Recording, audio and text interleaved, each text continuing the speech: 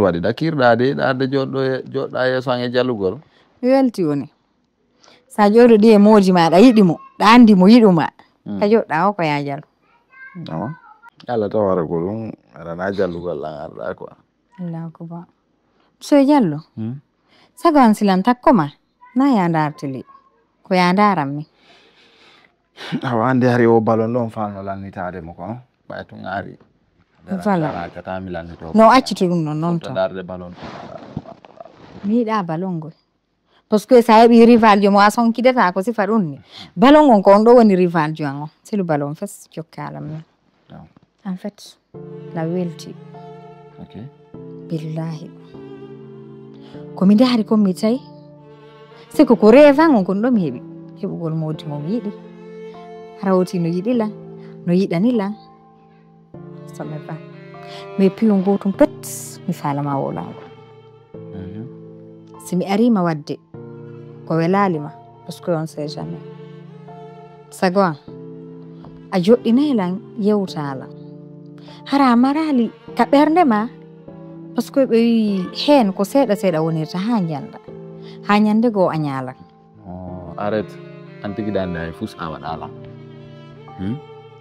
a wattalan kadi hay fus sike min kadi ko revan on mi heɓi ɗo quoi heɓugol ɓengu sike har komo famodirta respectuɗoma respecti famille ma on fo hara sonko fus alaka galle min kadi ko revan on sike la weltorma vrai vrai na yiwde fi pijigono toon l'enfant qui mi alaɗe haalde si kara mi apprécie a couple men a weltorma vrai min sagam min ko ya wowlu non hay fus a waɗala ɗandi ala ko weltinta debbo hewti tuma modi ma ɓani tuma ma je t'aime donc sike mi anda ha on to yanta men quoi mais ono worɓe ɓe mbuye mon suuɗay toon hara no faala no suuɗi mais quand même moi j'aime pas ça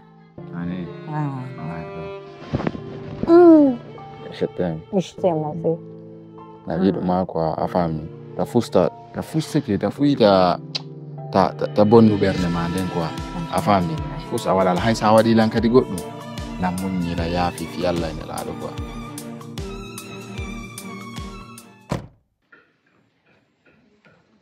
Yams komi yewtuna ko andi o wimo jokkuɗaɗo na wi labaɗo ni fiw a faami sa yi hande miɗe tiɓuɗe an mi jawdi an mi laaɓu ndi mi financima fiya yaltu kaso est ce que a faami ko saabu yurmede quoi a faami par ce que mi wajike ma ala jaɓude na wini de a faami a sele bandiyaɗo ça c'est obligatoire sa mayaɗe ɗum wo koye kaso lustata mi halanima ɗum hen aujourd'hui je prends tout mon argent mi financima fiya yaltu 10 000 ce dernier min ko ɗum nagoye mi wawi a faami grave kono andi an tigiɗande ko tawɗalan ɗon a faami an tigiɗande andiɗalan to jigo solo ɗiɗi bracade ga ɓettugo aɗu akkisila ɓerandala waali jemma ono mi andi fini joni pullo no wi mi naatimi memali ko mi natani c'est pas grave a faami sa fala muɗɗiɗa seɗa groupe domi comme falani a faami walla mi ɓambuɗi juɗɗo gollugol quoi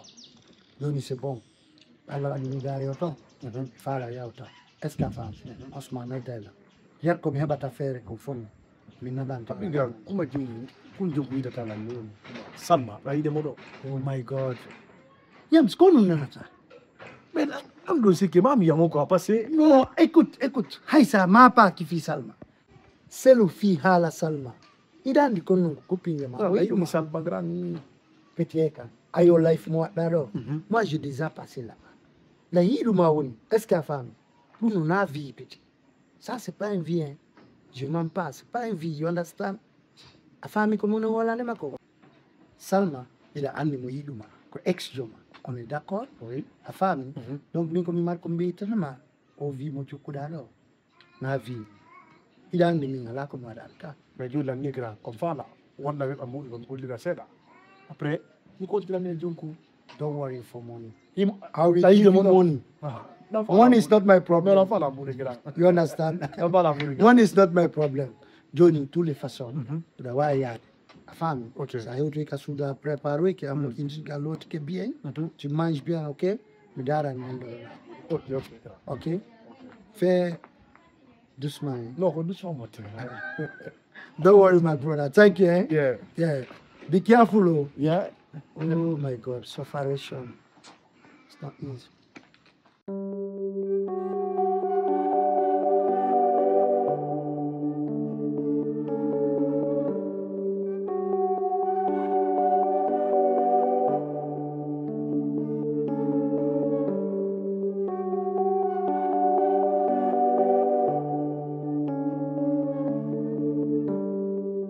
am suni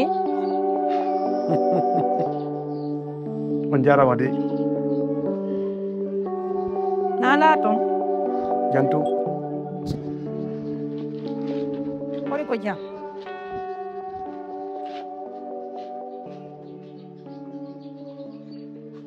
Honto Salma.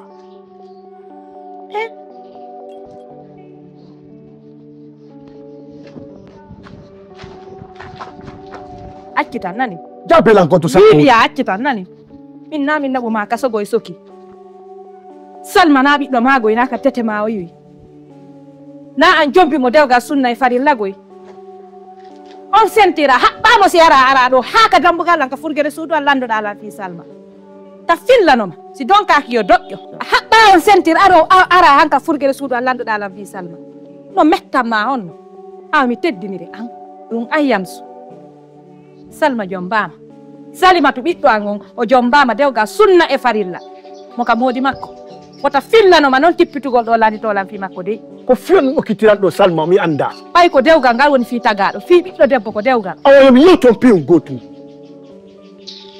O wata okitire Salma. En halki dal.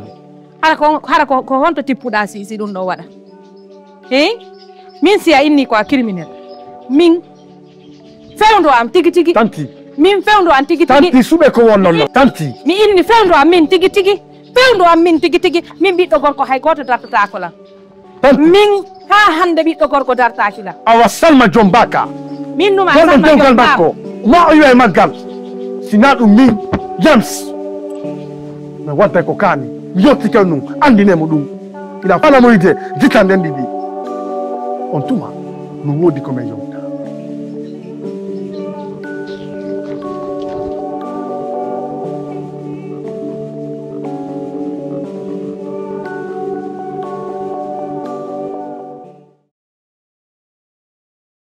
Hey, ɗanni no mbinga ɗannina o cigarette ma a gayna yewtugol miɗo mari goye golle ko mi acciti golle am mi dari ɗo Ñebbe ble. Depuis ma ɗiyite ma mi noddima téléphone ha mi ronki yari yiden. A jaɓani. Kon no waɗi. mi ala tan j'ai pas le temps ko ñande mi heɓi nden tan ko nden ñande mi wawata gol ou bien mi accita tan jiyanni Kon fima ne zola noddudema. mi inni ceerno j'avais pas eu le temps Kono ɗoni ɓay mi heɓi mi ari ka yams leer komi heɓi ɗon tan kollor ɗon mi yarata faami ɓay na fisi mi accita e golle an ɗen fima an ɗa wawi haalde mi ya ka mi yaw Ok. Mi nani ko yottuɗa kon. Mais na sikka on ngara ko a mère ami Salma ka. change ali goy Ko a mère ami makko. mi wi change ali Renseignal fi Salma parce que mi ka maɓɓe mi landike fi makko. Ɓe renseignal la hay fus. Mi fala e andina fi makko quoi. kere anda Salma voyage ka compte mo ye ka ko no waɗi mo anna s'il te plaît. anda Mi anda e fus. jakaɗa e retard gonga awa mi haalna ma piyu gotum dike baka wonɗen ɗo hande mara natira ɗo hara yaltira ɗo de maro ton ɗa famude Salma jombama o woni hande debbo jombaɗo ko accunoɗa kon wona ɗum woni hande dey Binni billahi. ko accunoɗa kon wona ɗum woni joni dey Mais comment est-ce que Salma elle est tombe? devenue une femme mariée maintenant elle est dans son foyer ɗa famude Tiens. mi yetoma ɗum ko debbo jombaɗo noon hannde Salma mo wandunoɗa on hanki wona o woni hannde e dans l'avenir aussi tu comprends ɗa wawi ɗaɓɓude goɗɗum go Comment est-ce que Salma no jom bede ron kala? Moni 7 ans la soka. Salma ron kala ndagol fiyan. O ron ka tefugol fiyan. Pourquoi? par ce que o heeɓi goɗɗo naati